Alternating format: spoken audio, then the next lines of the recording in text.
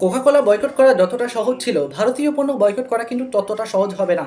কারণ কোকা-কোলা নিত্য প্রয়োজনীয় কোনো দ্রব্য না। আমরা এটা সাধারণত কোনো অকেশন বা অনুষ্ঠানে ব্যবহার করি। কিন্তু ভারতীয় এমন অনেক পণ্য আছে যেগুলো নিত্য প্রয়োজনীয়, আমরা সেগুলো ব্যবহার করতে করতে অভ্যস্ত হয়ে গেছি। তাই আজকের ভিডিওতে আমি কিছু টিপস শেয়ার করার চেষ্টা করব, যেগুলো ফলো করলে বয়কট ক্যাম্পেইন আরও সাজানো গোছানো এবং সফল হবে ইনশাআল্লাহ। নাম্বার 1, এলাকাভিত্তিক টিম গঠন করা এবং সেই এলাকার প্রতিটি দোকানে গিয়ে ভারতীয় পণ্য বয়কটের আহ্বান জানানো। খেয়াল রাখতে হবে, এই কাজটা করতে হবে শান্তিপূর্ণভাবে। এ সময় কারোর সাথে সংঘর্ষে জড়ানো যাবে না। আমার বিশ্বাস, আমরা যদি সবাইকে বুঝিয়ে বলতে পারি যে কেন ভারত আমাদের শত্রু, কেন আমরা ভারতীয় পণ্য বয়কট করছি, তাহলে কারো মনে যদি বিন্দুমাত্র দেশপ্রেম থাকে, তারা ভারতীয় পণ্য বয়কটের পক্ষেই থাকবে ইনশাআল্লাহ। নাম্বার 2, একটা আলটিমেটাম বেঁধে দেওয়া। ব্যাপারটা এতটাও সহজ নয় যে আমি আজকে দোকানে গিয়ে ভারতীয় পণ্য বয়কটের ডাক দিব এবং কালকে থেকে সবাই বয়কট করা শুরু করবে। কারণ ভারতীয় পণ্যগুলো আমরা এত বেশি পরিমাণে ব্যবহার করি যে আমরা এর বিকল্প চিন্তাই করতে পারি না। আর দোকানিদের স্টকে অলরেডি অনেকগুলো ভারতীয় পণ্য থাকবে।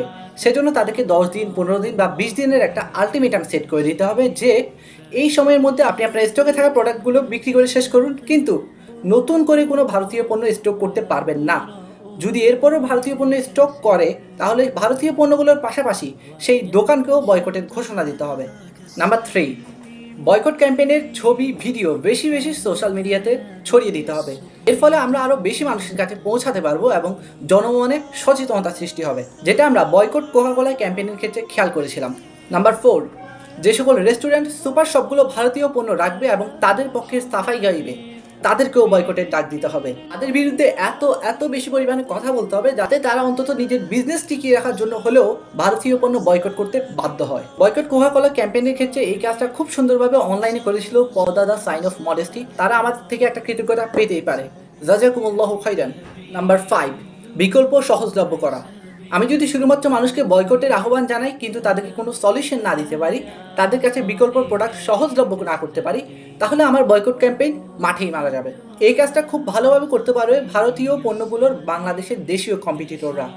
তারা যদি এই ক্যাম্পেইনগুলোতে এগিয়ে আসে, তারা যেমনি জনমনে আস্থা সৃষ্টি করতে পারবে, তাদের ফেস ভ্যালু যেমনি বৃদ্ধি পাবে, পাশাপাশি তাদের বিজনেসটাও কিন্তু একটা প্রতিষ্ঠিত রূপ পাবে।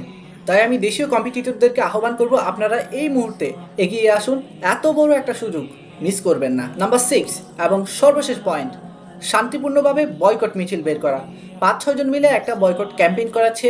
একটা বিশাল জনগোষ্ঠীর মানুষ যখন বয়কট মিছিল বের করবে, তখন মানুষের মনোযোগ অধিক বেশি আকর্ষণ করতে পারবে, মানুষের মনে বেশি স্থান করে নেবে এবং সেটা বেশি গ্রহণযোগ্যতা পাবে। তবে এই সময় শান্তিপূর্ণভাবে এই মিছিলটা করতে হবে। ভারতীয় পণ্যগুলোর বিরুদ্ধে স্লোগান দিতে হবে, ভারতের বিরুদ্ধে স্লোগান দিতে হবে, কিন্তু দেশের কোনো মানুষের সাথে সংঘর্ষে জড়ানো যাবে না। যথাসম্ভব শান্তিপূর্ণভাবে এই মিছিলটা শেষ করতে হবে এবং সেই মিছিলে আমাদের মূল মেসেজগুলো জনগণের কাছে পৌঁছে দিতে হবে।